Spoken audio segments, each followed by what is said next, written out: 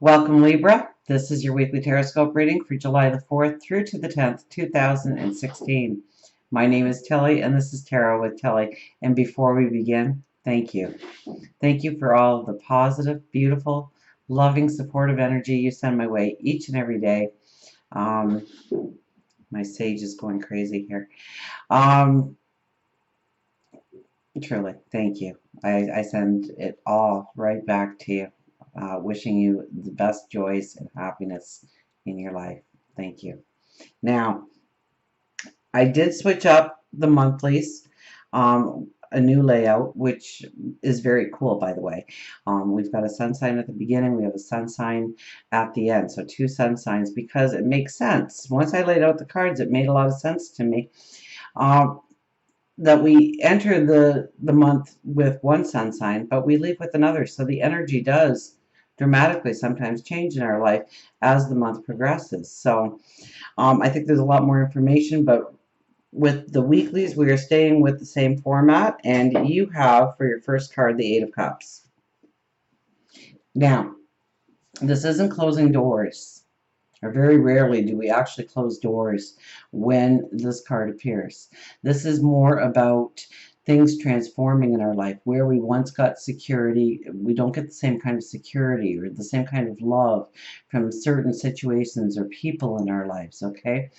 This is like the young child growing to adulthood and leaving the parental home. They go forward to grow their own self-confidence, walk into their own dreams, their own passions, their own desires, creating the path that they want for themselves going forward. But the parental home, we don't close the door on it. It changes in the way it gives us love. It changes in the way it gives us security. So expect that in your life this week, because I think you're going to see where you could lean on somebody before. They're not really there for you. They're maybe doing their own thing. And new people may be coming in that will offer you that support. Don't worry. The holes get filled, okay? You're not left out alone in the world ever. But this is a change. This is transformation in what you used to get love and security out of. It changes now. You find new avenues or new ways of expressing it. Okay? That could very well be that the level of security or love changes. It could deepen, it could lessen. We have the Three of Pentacles and the Five of Pentacles. So the Five of Pentacles is feeling like we're left out in the cold. Everybody's getting what they want. You're stuck. You're not getting anything good. And we can often have pity parties when this card shows up. You do not realize how close to the door of abundance you truly are. What do they say? It's the last mile. People quit just when they were so close. They were inches away from great success. They threw in the towel. They started to have a pity party. They felt like it just wasn't going to happen for them. Now, with the Three of Pentacles crossing over top of it, this tells me that more than ever, you have to do the long route. You have to work hard. You have to give it your all. And you may not see the success for several months. Okay, this is working even though it doesn't look like anybody's watching. Paying attention to your efforts. They are, okay? The woman in black here that's pointing is somebody that you can't see. That's why she's in black. But there are people taking notes. There are people paying attention to what you are doing. So you have to go forward, giving it your best, giving it your all. This is not a time for get-rich-quick schemes. I would be very leery of them this week, because this is doing it the long route. Doing the work, not seeing the reward, but know that the reward is coming. You sit in front of the door of abundance here. It's so close. We have the Three of Wands on the other side. Now, the Three of Wands on the other side is you standing firmly looking into this new path, this new horizon, this new way of going forward, this new way of being. And it's an expansive, beautiful, wonderful path opening up in front of you. Whether or not you've made the decision to actually step on it is still up in the air. It's like we have 3 wands. It's like we are holding one wand and we are looking at our path in a certain way. And then we move to the second wand and we see different aspects of it. And then the third one is the decision. So we are contemplating this new path. We are looking towards what it can do for us, how we can grow our sense of worth within the world, the community, the family, how we can benefit from this path. What are the pitfalls in the path? Where are we going to have to give our all? What do we have to give up? What do we have to sacrifice in order for this path to become a reality? Now, our underlying energy is the Six of Wands. So, first of all, we have to realize that we are in, this card depicts a parade, and you are leading the parade, and all those other wands are the people cheering you on the sidewalks. Now, realize that you are in full armor, which means that this is not a time to rest on your laurels. This is time to work hard, push forward. But know that there is a great support system around you. Are you tapping into it? There are people that are rooting you on. There are people that are cheering for your success. There are people there to lean on, to help you. And so are you utilizing the people in your life in the right way? The King of Wands is the overlying energy. So this is beautiful because it's optimistic. It is looking at, this is tapping into your high thought. This often leads towards education. So if you are in school, you may be switching majors right now, or at least contemplating it. Remember, we are the Three of Wands. We are standing there deciding whether or not we want to go forward in new paths, new directions. We could be researching on our own. We could be joining in on seminars, signing up for small courses to hone our abilities, to grow our talents, to gain a new wisdom, a new understanding. And there's a lot of optimism to be had here when this card shows up. So there is optimism this week, absolutely. And it's in growing your mind and growing your abilities, your talents.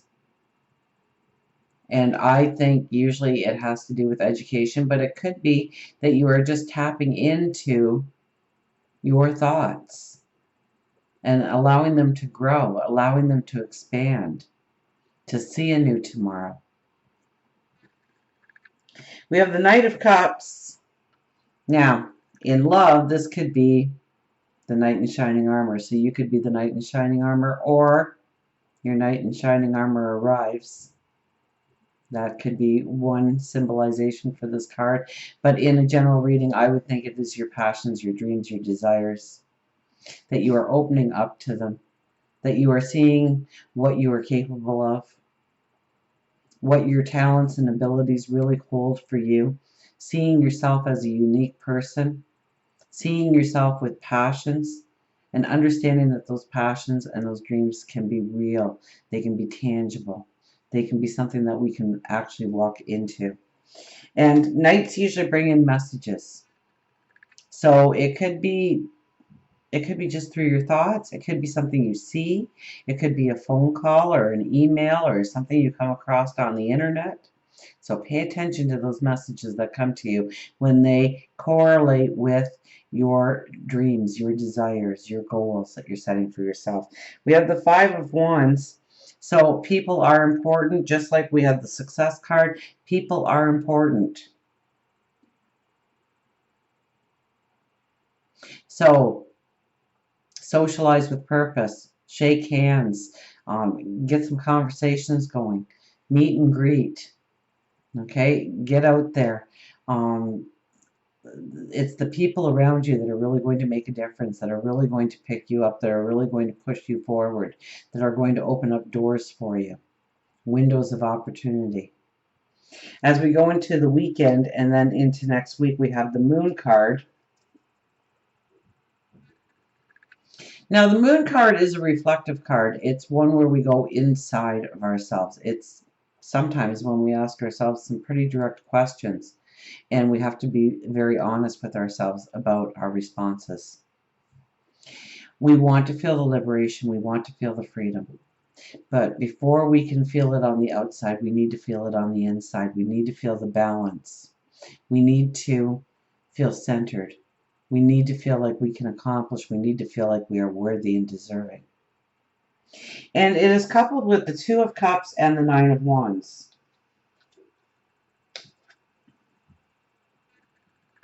So now the Two of Cups is new people, new relationships. Okay, so this could be a brand new relationship that you are stepping into. It could be new people. It could be new paths forward. It could be new ideas. The card that really gets me, though, is the Nine of Wands. Because this is where, you know, it correlates so much with the other cards where you could feel like you have been struggling, that everything is a struggle, that it has been hard to push through to this point. There may have been sorrow and tears and chaos and stresses that have pushed you to the brink of thinking that you are not worthy, that you are out in the cold, that success will never happen. Because we do have that energy at the beginning here.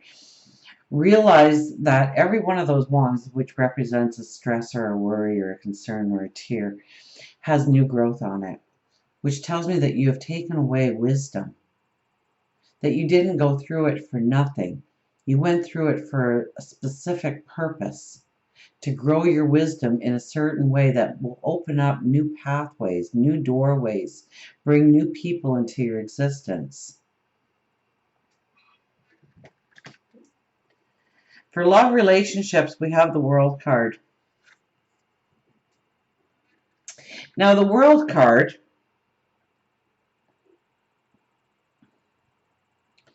is one where you have come full circle and you are ready to go to an elevated path, the next part of your journey. So, in love. So, taking it to a deeper level, taking it to a new understanding.